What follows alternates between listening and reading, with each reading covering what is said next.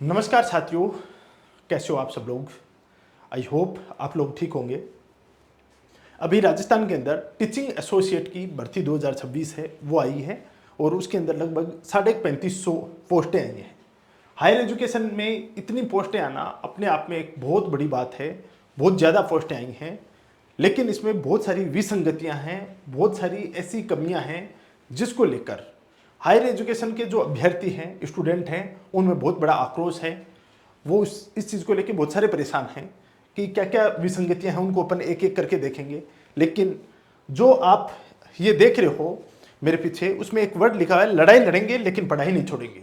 ये एक बहुत बड़ी बात है, बहुत बड़ी बात है। इसके ऊपर भी चर्चा करेंगे और इसमें क्या क्या विसंगतियां हैं, इसकी पूरी क्या कहानी है, इसके ऊपर भी अपन देखेंगे।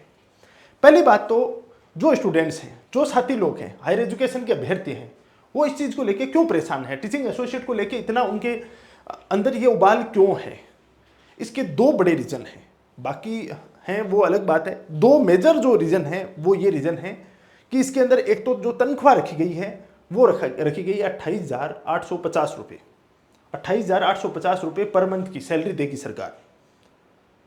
तो ये अपने आप में एक अपमानित करने वाली सैलरी है। ये बेरोजगारी दूर करना तो दूर की बात है, ये अपमानित करने वाली सैलरी इस रूप में है कि इनका काम, नाम इनका भले कुछ ही रख दो, चाहे आप नाम रखने से कुछ नहीं होगा। इनका काम है वो कॉलेज के अंदर पढ़ाने का है।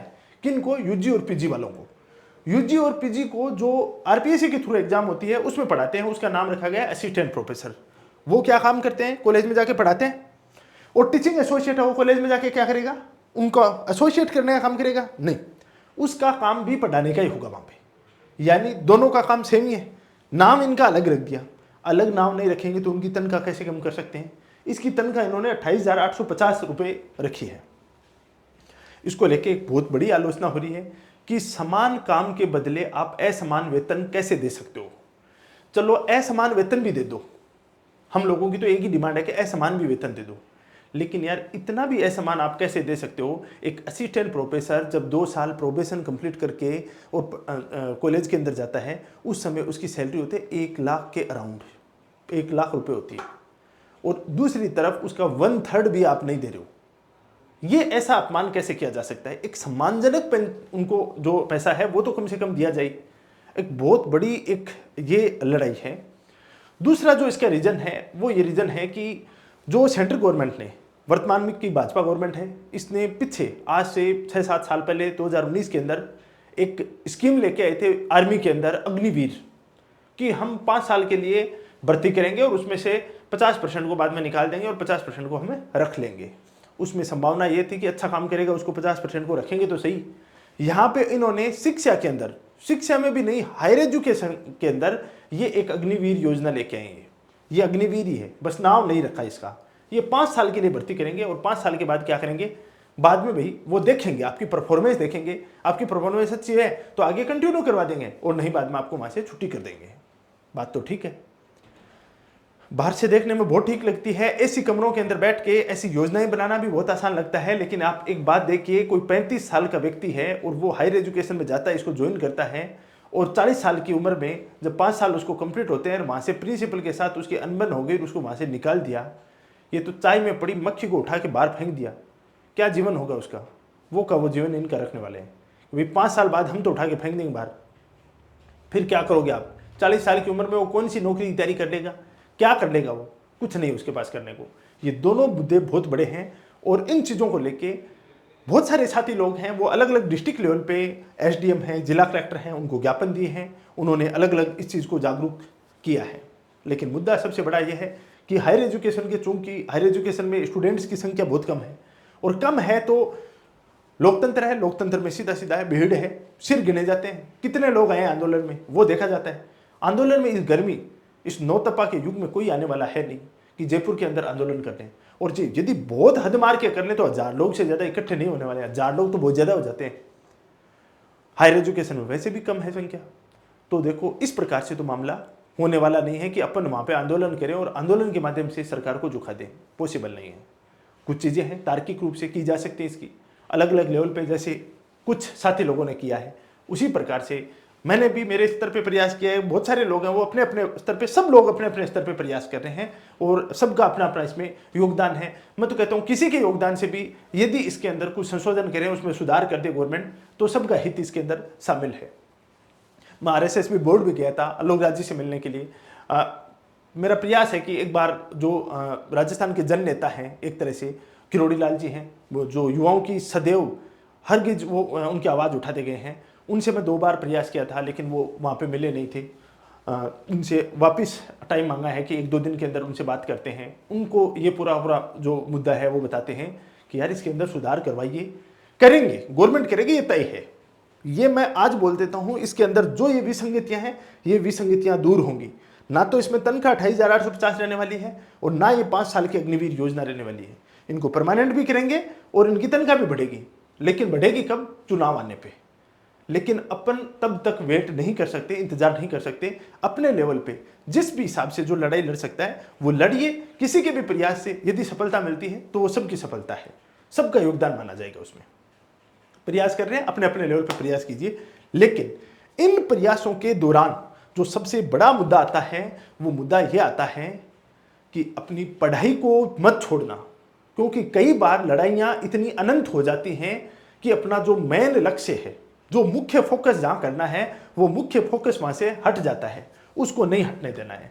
इस बात का स्पेशली ध्यान रखना है, क्योंकि मैं पिछले 15 साल से पढ़ने और इस पढ़ाने की प्रक्रिया के दौरान बहुत सारे ऐसे आंदोलन देखे हैं।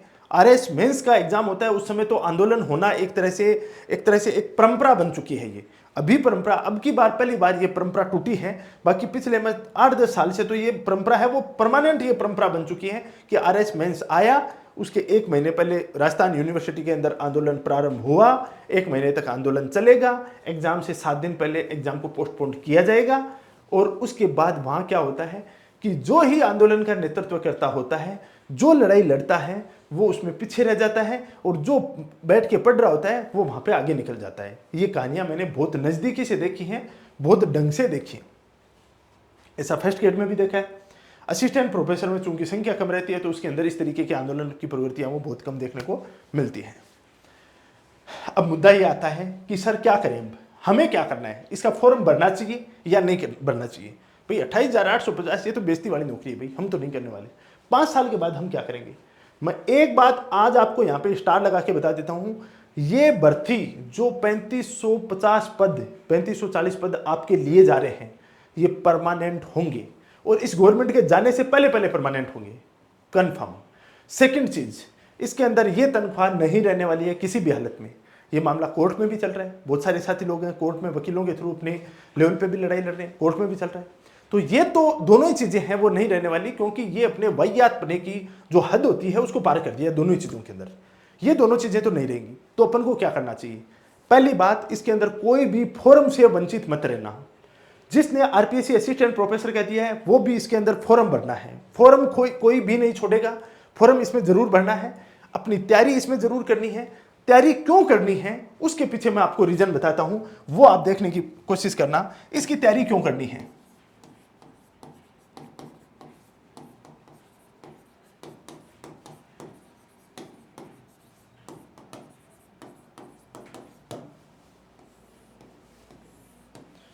पहली बात तैयारी क्यों करनी है और दूसरी बात तैयारी किसको करनी है, किसको करनी है। ये दोनों प्रश्न हैं आपके, उनके ऊपर अपन चर्चा करेंगे। पहला प्रश्न आती है कि तैयारी क्यों करनी है भाई, क्यों करनी चाहिए अपन को तैयारी? तैयारी इसलिए करनी चाहिए कि यदि आपने हायर एजुकेशन को चूज किया है कि भाई हमें उच्च शिक्षा के अंदर जाना है, कॉलेज एजुकेशन के अंदर जाना है, यूनिवर्सिटी में जाना है, कल ने यार आपको यूनिवर्सिटी में और इंटरव्यू देने जाते हो, पहली बात तो आप टीचिंग एसोसिएट बन गए, बनने के बाद क्या है, हाथ पे हाथ धर के बैठ जाओगे? नहीं बैठोगे। आपको क्या करना है, निरंतर अपना प्रयास करना है। बहुत सारी यूनिवर्सिटीज हैं, वहां पे फॉर्म निकलते रहते हैं। अभी राजस्थान के अंदर सेंट्रल यूनिवर्सिटी है जो किशनगढ़, बांदर सिंदरी, अजमेर के अंदर है, वहां पे फॉर्म निकल रखे हैं। वहां पे किसका सिलेक्शन होगा? जो निरंतर पढ़ रहा है, जो निरंतर पढ़ रहा है। RU के अंदर Matsya university, GGT university, MLH university, MDH university, Bikaner university, जो आपकी ये शेखावट यूनिवर्सिटी, जितनी भी यूनिवर्सिटियां हैं वहां पे सब जगह पद खाली है। वहां पे इंटरव्यू देने जाएगा, वो इंटरव्यू कौन? तैयारी वाला ही देने जाएगा ना। अब आप में से कुछ लोगों के क्वेश्चन आएंगे कि सर वहां पे तो जैक जुगाड़ चलते हैं, मैं मानता हूं, खुला बोलता हूं, यहाँ पे सबके सामने बोलता हूं, चलते हैं जैक जुगाड़, फर्जी तरीके से भी सिलेक्ट होते हैं, लेकिन सब लोग नहीं होते हैं, सब जगह जैक जुगाड़ नहीं चलते हैं, हर जगह ये चीजें नहीं होती। कई बार इन यूनिवर्सिटियों में, कई बार क्या बहुत सी बार इन यूनिवर्सिटियों में ईमानदारी से भी भर्ती होते हैं। बहुत सारे मेरे साथ वाले हैं, मेरे सीनियर्स हैं, वो आरयू के अंदर लगे हुए हैं और बेहद ईमानदारी के साथ, उनका पीछे का आप फैमिली बैकग्राउंड देखोगे तो एकदम मतलब डाउन टू अर्थ जो फैमिली बैकग्राउंड है वो वहां पे सिलेक्ट हुए हैं। लेकिन वो सिलेक्ट हुए हैं उससे पहले उन्होंने कहाँ पढ़ा है, प्राइवेट कॉलेजों में पढ़ाया है या एडोक पे पढ़ाया है, कैसे भी वो मतलब जुड़े हुए थे उन चीजों से। तो अपन क्या कर रहे हैं यार, कोई गलत काम कर रहे हैं क्या, गांजा बेच रहे हैं क्या, अफीम बेच रहे हैं क्या, दारू बेच रहे हैं क्या, इसमें पढ़ी तो रहे ना, तो पढ़ो ना, उसको क्यों छोड़ रहे हो। पहला काम आता है तैयारी क्यों करनी चाहिए, पहला बात आती है कि आप तैयारी करते हो अपने सब्जेक्ट की, यहाँ पे तैयारी किसकी करते हो, अपने सब्जेक्ट की, वो आपको हर जगह काम आएगा, वो चाहे आरपीएससी का असिस्टेंट प्रोफेसर हो, चाहे हरियाणा का असिस्टेंट प्रोफेसर हो, या ऑल यूनिवर्सिटीज के जो प्रोफेसर हैं उनका एग्जाम होता है, सब जगह ये सब्जेक्ट काम आने वाला है। तो उसकी उतनी शिद्दत, उतनी ईमानदार और अनुशासन के साथ आपको इसकी तैयारी करनी है, पहली बात। जो सेकंड पार्ट आता है वो आता है इसमें Rajasthan GK. Sir Rajasthan GK क्या काम आएगा, यदि आपको आरपीएससी के अंदर असिस्टेंट प्रोफेसर बनना है, जो भर्तियां तो आनी तय है भाई, वो तो रुकने वाली नहीं है, वो आएगी भाई, वो कैसे रुक सकती है, रिटायरमेंट हर साल 250-300 लोग रिटायर होते हैं, उनकी जगह पोस्टें तो खाली होंगी, वो तो वहां पे सेलेक्ट होंगे। तो वो जो खाली हो रही है वहां पे आपको क्या पूछा जाता है, राजस्थान का जीके पूछा जाता है, जिसमें राजस्थान की हिस्ट्री कल्चर, राजस्थान की ज्योग्राफी, इकोनॉमी, पॉलिटी और करंट अफेयर पूछा जाता है। तो वो पढ़ने से आपको क्या नुकसान हो जाएगा, लत पड़ जाएगी, बुरी लत पड़ जाएगी, नहीं पढ़ने वाली, तो साथ साथ में दोनों चीजें पढ़ी जानी चाहिए। सेम ये का पैटर्न किसमें फॉलो किया जा रहा है, टीचिंग एसोसिएट में किया जा रहा है। तो अपन को किसी भी हालत में तैयारी नहीं छोड़नी है और तैयारी उतनी ईमानदारी के साथ करनी है। और मैं आपको पहले भी बोल चुका हूं, मैं ऐसे बहुत सारे अभी वर्तमान में प्रिंसिपल बने हुए लोगों को जानता हूं जो कि एडोक पे लगे थे, वो 8-8, 10-10 साल तक अस्थायी रूप से लगे रहे, फिर एक आदेश जारी हुआ था कैबिनेट का और उस आदेश के ऊपर उनको परमानेंट किया, उनको 20-20, 22-22 लाख रुपए का एरियर दिया गया था, उनकी तनख्वाह सीधी 35,000 से पूरी 2 लाख रुपए हुई और आज वो प्रिंसिपल बने बैठे हैं और वर्तमान में जो असिस्टेंट प्रोफेसर जा रहे हैं यहाँ से उनके ऊपर राज कर रहे हो। ये सरकारें हैं, इन सरकारों का कोई भरोसा नहीं है, आती जाती रहती हैं, कब कौन सा नियम परिवर्तन कर जाएं कोई पता नहीं चलता। फिर क्या बचता है, धोखा। फिर ये होता है कि अरे यार ऐसा काश मैं ऐसा कर लेता, ये जो काश वर्ड है ना, ये आपके जीवन में कभी नहीं आना चाहिए। और जब कोई अपॉर्चुनिटी मिल रही है, हाँ है विसंगतियां मैंने दोनों बताई आपको, वो कतई ही किसी प्रकार से कोई भी उनको जायज नहीं ठहरा सकता, लेकिन अपन को तैयारी नहीं छोड़नी है। इसका बेनिफिट ही बेनिफिट है। बेनिफिट, पहला बेनिफिट, इसमें सेलेक्ट होते हो तो उसके बाद में आपको अपनी तैयारी क्यों छोड़नी है, जो परमानेंट आती है उसकी तैयारी इसके साथ ही हो रही है। अब आप कहोगे कि जब परमानेंट आएगी तब तैयारी स्टार्ट करेंगे, कर लो। जो इसकी तैयारी कर रहे हैं वो तो एडवांस रहेंगे आपसे, वो तो आपसे एडवांस रहने वाले हैं ना, उनको आप पीछे कैसे छोड़ सकते हो। तो इसकी तैयारी करनी है, इसका फॉर्म भरना है, फॉर्म मिस मत करना। और फॉर्म के अंदर जो दिक्कतें आ रही थी उसका मैं पहले वीडियो बना चुका हूं, उसमें जाके एक बार देख लेना कि जो दिक्कत आ रही है उस दिक्कत का आप सॉल्यूशन कर सकते हो। मैं स्पेशली आप लोगों के लिए इसका जो आरएसएसबी का आईटी सेल है वहां गया था, पूरा अपॉइंटमेंट लेके उनसे पूछा कि ये प्रॉब्लम आ रही है। जो दूर दराज के स्टूडेंट हैं, बाड़मेर, जैसलमेर, गंगानगर, भरतपुर, डूंगरपुर, बांसवाड़ा, झालावाड़, इतने दूर दूर के स्टूडेंट हैं, गाँव ढाणी के जो स्टूडेंट हैं, वो यहाँ आके वो बातें उनको अपना कंप्लेन नहीं करवा सकते। कॉल करते हैं, आधी बार कॉल उठाते हैं सरकारी सिस्टम में, आधी बार नहीं उठाते हैं। तो क्यों ना, मैंने सोचा कि मेरा समय निकाल कर मैं बीच में से वहाँ पे गया था, तो वो मैं आपको समाधान बता दिया। लेकिन फॉर्म आपको इसका जरूर भरना है, फिर आपको ऐसा धोखा ना हो कि काश उस समय हम फॉर्म भर देते। बहुत सी बार ऐसी स्थितियाँ होती हैं, बहुत सी बार ऐसी स्थितियाँ होती हैं।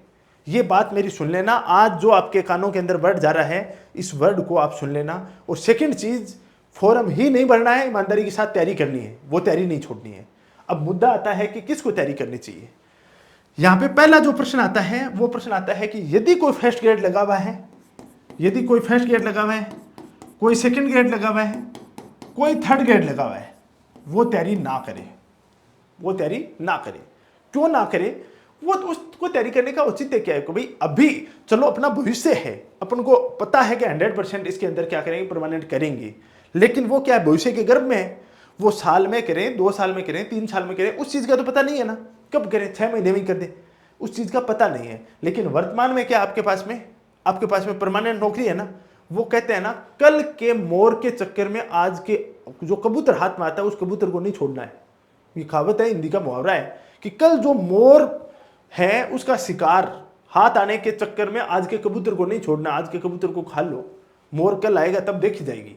तो वही बात है, अभी फर्स्ट ग्रेड को नहीं छोड़ना किसी को कि एडोक पे लग जाए और कल इसमें परमानेंट करेंगे तो अपन असिस्टेंट प्रोफेसर बन जाएंगे, नहीं, वो उनकी किस्मत है, अभी उन्होंने अपना त्याग किया है तो वो आपको काम नहीं करना है। लेकिन यदि आपने क्या कर लिया है, नेट कर लिया है, आपने जेआरएफ कर लिया है, आपने सेट कर लिया है, तो आपको, और आपके पास बीएड नहीं है, आपके पास क्या है, बीएड नहीं है, क्या करोगे आप?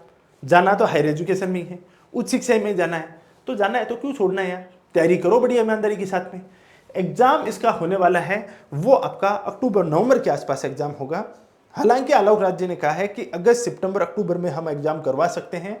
मैं वहां पे जो टीम है उससे बात करके आया, मैं बोला भाई ऐसा कैसे संभव हो सकता है, अभी कोटा यूनिवर्सिटी है उसके जो वीसी हैं, वाइस चांसलर हैं, उन्होंने बोला है हम सेट का एग्जाम करवाएंगे। आज ही सेट का नोटिफिकेशन आता है तो 3 महीने लगते हैं सेट के एग्जाम को, 3 महीने लगते हैं, और अगस्त के अंदर सेट कराओगे, सितंबर में आप इसका एग्जाम करा दोगे, तो सेट क्यों करवा रहे हो? या तो रहने दो सेट को, जो बच्चे नेट क्वालिफाई कर रहे हैं वो हो जाएंगे सेलेक्ट, नहीं बाहर चले जाएंगे।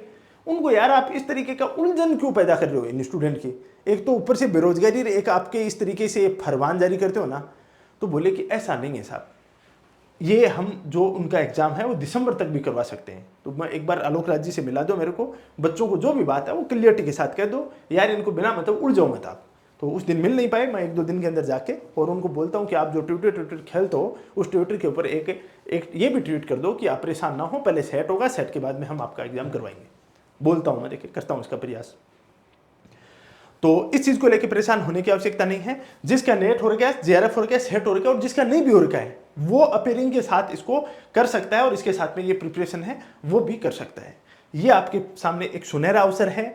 2 विसंगतियां मैंने आपको बताई हैं, उनको दूर करेंगे, हर लेवल पे करेंगे। आप भी प्रयास कर रहे हो अपने लेवल पे, मैं भी मेरे लेवल पे प्रयास कर रहा हूँ, अपने जो भी साथी हैं वो सब के सब प्रयास कर रहे हैं, और इस प्रयास के अंदर अपन सफल भी होंगे। भाई बात ये आती है, मैं मुद्दा ये कहता हूँ, एक छोटी सी कहानी बताता हूँ कि एक बार एक तट के निकट आग लग गई थी जंगल के अंदर, और जंगल के अंदर आग लगी थी, उसके दौरान एक चिड़िया थी, वो चिड़िया समुद्र में जाती, वो समुद्र से जाके चोंच से पानी लाके और उस आग, जो जंगल में आग लगी है उसमें जाके छिड़क देती, फिर वो वहां पे जाती और फिर वहां पे छिड़क देती। तो एक बंदर बैठा था, वो बंदर बोला तू क्या कर रही है? बोले आग बुझा रही हूँ। बोले तेरे को लग रहा है तू जो समुद्र से चोंच में पानी लेके आ रही है उससे आग बुझ जाएगी? तेरे को लग रहा है बुझ जाएगी? चिड़िया बोली मेरे को लग रहा है कि नहीं बुझेगी। तो बंदर बोला तो तू क्यों फालतू परेशान हो रही है? बोले मैं परेशान नहीं हो रही, जब इस जंगल का इतिहास लिखा जाएगा उस समय मेरा नाम लिखा जाएगा इस जंगल की आग को बुझाने वालों में, और तेरा नाम लिखा जाएगा इस जंगल में आग लग रखी थी तब तमाशा देखने वालों में। तो तू तमाशा देख रहा है। प्रयास जो भी स्टूडेंट, जो भी अभ्यर्थी हैं वो अपने अपने लेवल पे कर रहे हैं, उनका अपने अपने लेवल पे स्वागत है, करिए और वो प्रयास सफल होगा।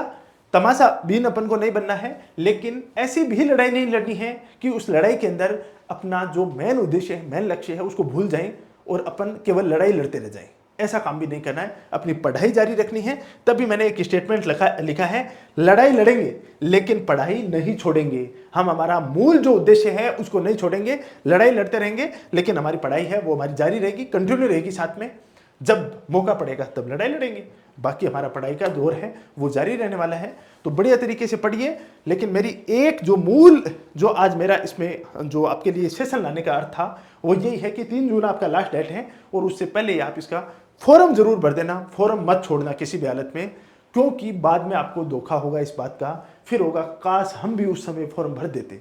इस तरीके की चीजें हैं वो नहीं आनी चाहिए। Wish you all the best. बाकी कोई किसी प्रकार की दिक्कत हो तो अपने जो नंबर दिए हुए हैं इन नंबरों पे आप कॉल भी कर सकते हो। ये अपने नंबर दिए हुए हैं 8209147524। इन नंबरों पे आप क्या कर सकते हो, कॉल भी कर सकते हो और आप कांटेक्ट कर सकते हो किसी प्रकार की दिक्कत, समस्या, परेशानी आती है तो इसके ऊपर। और बाकी जो भी दिक्कत है तो आप चर्चा कर सकते हो। आज के लिए इतना ही। Thank you so much. मैं और भी इससे संबंधित जो भी इंपॉर्टेंट सेशन है वो आप लोगों के लिए लेकर आता रहूँगा। बाकी अपना जो जीके वाला पार्ट है उसका अपनी क्लासेज हैं वो कंटिन्यूस चल रही हैं, निरंतर बच्चे मेहनत कर रहे हैं, बहुत सारे मेहनत बच्चे हैं वो लगे हुए हैं उसके अंदर। तो आपको भी इस चीज़ को छोड़ना नहीं है, अपना चाहे सेल्फ स्टडी के तौर पे करें या किसी गाइडेंस में करें, कैसे भी करें, अपनी तैयारी को कंटिन्यू रखना है। ओके।